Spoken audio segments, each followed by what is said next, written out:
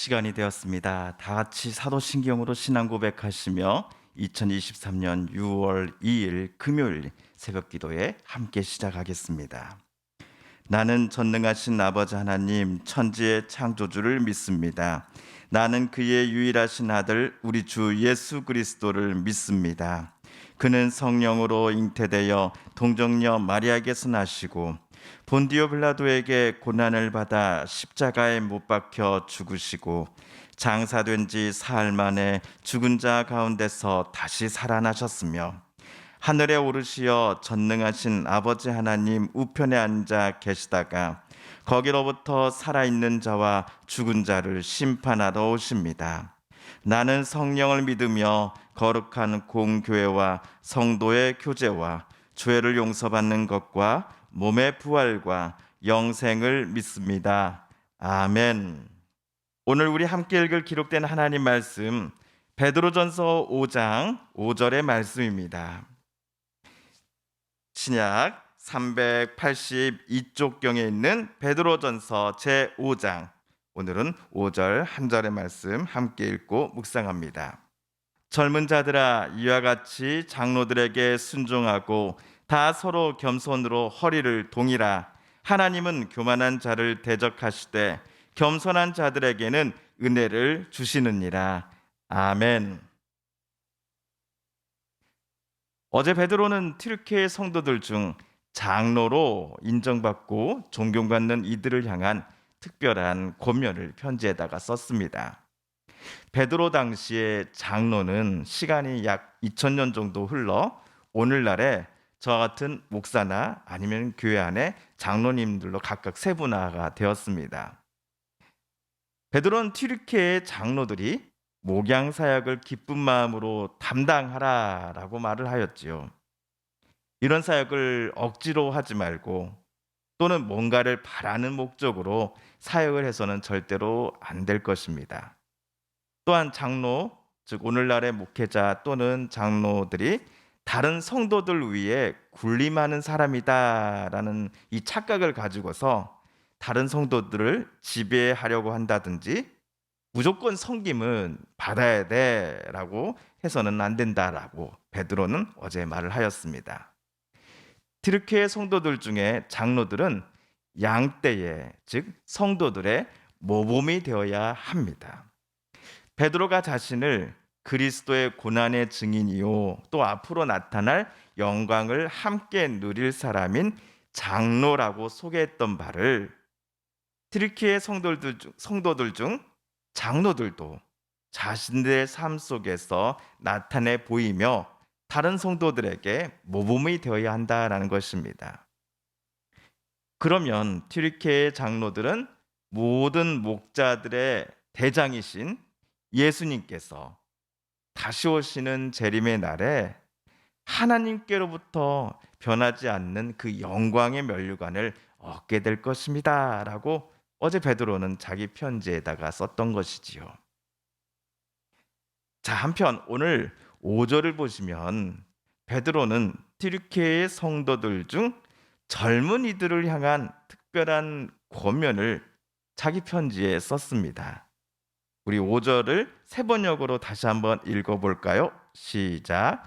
젊은이 여러분, 이와 같이 여러분도 나이가 많은 이들에게 복종하십시오. 모두가 서로 겸손의 옷을 입으십시오. 하나님께서는 교만한 자를 물리치시고 겸손한 사람에게 은혜를 베푸십니다. 아멘.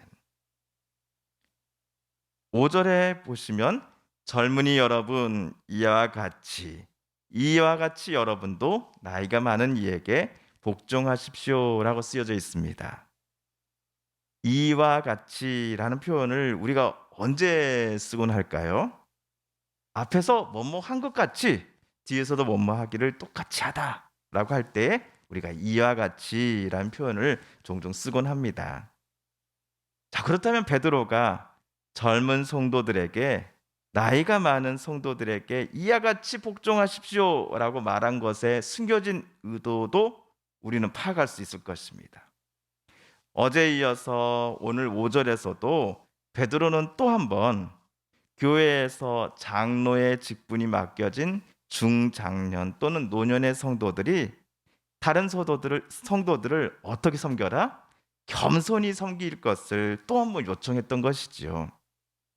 그리고 여기에 덧붙여서 오늘 젊은 성도들이요. 여러분은 교회 장로님들을 본받아 여러분도 장로님들을 겸손함으로 섬기십시오. 교회 노년의 성도분들에게 젊은이들이여 겸손하십시오. 라고 베드로는 말하고자 함이 아니었을까요? 실제로 5절 중반부를 보시면 모두가 서로 어떤 옷을 입으십시오라고 베드로는 말하였습니까? 겸손의 옷을 입어라 라고 말을 하였습니다. 교회 안이나 밖이나 젊은이들은 혈기왕성하여 그들의 청춘을 자랑합니다. 무서울 것이 없지요. 그래서 자기보다 나이가 많은 연장자들의 말을 잘 들으려 하지 않습니다. 청춘 또는 젊음이라는 것이 이들에게는 큰 재산이요 무기이기 때문입니다. 반대로 중장년 노년층은 그동안 쌓아왔던 수많은 인생의 경험들이 큰 재산이고 든든한 자산입니다. 그래서 이제 막 사회생활을 시작하는 청년들을 보면 아무것도 모르는 애송이로만 보려는 경향이 있습니다. 젊은이들이 막 시작하려는 일을, 고심하는 그 일을 중장년층들은 이미 벌써 한 번 이상은 해본 일이기 때문입니다. 그래서 젊은이들이 창의적인 의견들을 내놓을 때 연장자들은 아유 나 때는 말이야 하면서 용기를 내서 애써 자기 의견을 내놓았던 젊은이들의 마음을 무안하게 만들 때가 있곤 합니다. 하지만 베드로는 어제 본 장로, 즉 교회 안의 중장년 또는 존경받는 노년의 성도들만이 젊은 사람들을 겸손히 섬기는 것이 아니라 젊은 성도들도 어른들을 존중하고 그분들 앞에 겸손할 것을 튀르키예의 성도들에게 부탁한 것입니다. 청춘으로서 젊은 층은 노년을 무시해서는 안 됩니다. 마찬가지로 산전수전 다 겪은 중장년 노년분들이 청년들을 깔봐서도 안 되겠지요. 서로가 서로의 부족함을 이해하고 존중하면서 서로의 그 빈 곳을 부족한 곳을 채워줄 수 있기를 베드로는 튀르키예의 성도들에게 오늘 바라고 있습니다. 이러한 바람을 베드로는 서로 겸손의 옷을 입으십시오라는 표현으로 요청한 것입니다. 왜 서로 겸손해야 합니까? 오늘 베드로가 말한 첫 번째 이유는 5절에서처럼 하나님께서는 교만한 자를 물리치시되 겸손한 자에게는 무엇을 주시기 때문입니까? 은혜를 베푸시기 때문이다 라고 베드로는 말합니다. 그리고 두 번째 이유는 튀르키예 성도들이 그리스도로 고백하는 예수님께서 겸손의 본을 보이셨기 때문일 것입니다.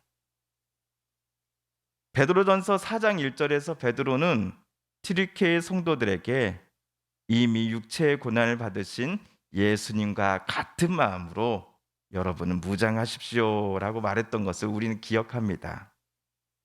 베드로가 자기의 편지에서 뭐뭐한 옷을 입는다라는 것은 대부분 예수 그리스도의 마음을 성도들이 닮아가고 그분을 본받아 살아간다라는 의미라고 보아도 우리는 무방할 것입니다.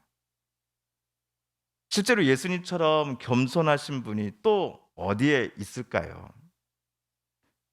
우리가 예수님 닮아간다라고 매일 고백합니다만 솔직히 다른 이들에게 겸손함을 나타낸다는 것이 결코 쉽지 않습니다. 남들이 나를 먼저 알아봐주고 또 섬겨주기를 원하지 예수님처럼 다른 이들을 지극히 사랑하고 겸손히 섬긴다라는 것은 말처럼 쉽지가 않기 때문입니다. 더군다나 튀르키예 성도들은 예수님을 믿는다라는 이유 때문에 크고 작은 박해를 지금까지도 받아온 사람들이 아닙니까? 그렇기에 서로에게 겸손하십시오라는 베드로의 권면은 튀르키예 성도들에게서는 더더욱 실천하기 어려운 권면이었을 것입니다. 그럼에도 불구하고 베드로가 오늘 서로서로가 겸손의 옷을 입으십시오라고 부탁한 이유가 분명 있을 것입니다. 핍박 중에도 오히려 자기를 낮추면서 다른 교인들을, 그리고 사랑하는 가족과 이웃들을, 그리고 심지어 자기를 핍박하는 사람들까지도 사랑하고 겸손히 섬기는 모습이 안 믿는 이들로 하여금, 그리고 자신을 핍박하였던 사람으로 하여금, 그리고 자기를 미워하였던 사람으로 하여금 하나님을 만나게 하는 가장 큰 원인이 될 것이다라고 베드로는 확신했기 때문이었지요. 그러므로 베드로 전서를 묵상하는 저와 여러분, 오늘 하루 예수님의 겸손을 우리도 닮아 가십시다. 가족을, 이웃을 진심으로 사랑하고 존중하는 그리스도인으로서 서로서로 오늘 겸손의 옷을 입으며 오늘 하루를 살아가시지 않으시겠습니까? 주님께서 가르쳐 주신 기도를 드리며 오늘 말씀 묵상을 모두 마칩니다. 하늘에 계신 우리 아버지, 아버지의 이름을 거룩하게 하시며 아버지의 나라가 오게 하시며 아버지의 뜻이 하늘에서와 같이 땅에서도 이루어지게 하소서. 오늘 우리에게 일용할 양식을 주시고 우리가 우리에게 잘못한 사람을 용서하여 준 것 같이 우리 죄를 용서하여 주시고 우리를 시험에 빠지지 않게 하시고 악에서 구하소서. 나라와 권능과 영광이 영원히 아버지의 것입니다. 아멘. 사랑하는 성도 여러분, 성삼위 하나님께서 오늘 말씀 묵상 중에 우리에게 들려주신 하나님의 음성, 또 하나님의 뜻을 다시금 떠올려 보길 원합니다. 오늘 말씀 묵상 중에 우리가 깨닫고 또한 다짐한 바대로 그렇게 우리가 살아가게 달라고 이 시간 하나님 앞에 우리가 함께 읽은 말씀을 붙잡고 하나님 앞에 기도드리기를 원합니다. 우리 성도님들과 가족들 중에 하나님의 고쳐주심, 또 치료하여 주심, 회복시켜 주심을 놓고 간절히 기도하는 분들이 계십니다. 이 시간 우리도 같은 마음 같은 뜻으로 함께 기도하기를 원합니다. 하나님, 우리 이 서부를 위로하여 주소서.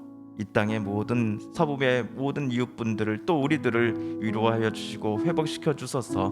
눈물 닦아 주소서라고 함께 기도하십시다. 또 전쟁을 멈춰 주옵소서. 마지막으로 우리가 가지고 나온 간절한 기도 제목 하나님께 아뢰며 하나님의 은혜의 보좌 앞으로 우리 더 가까이 나아가겠습니다. 함께 개인 기도 시간 갖습니다.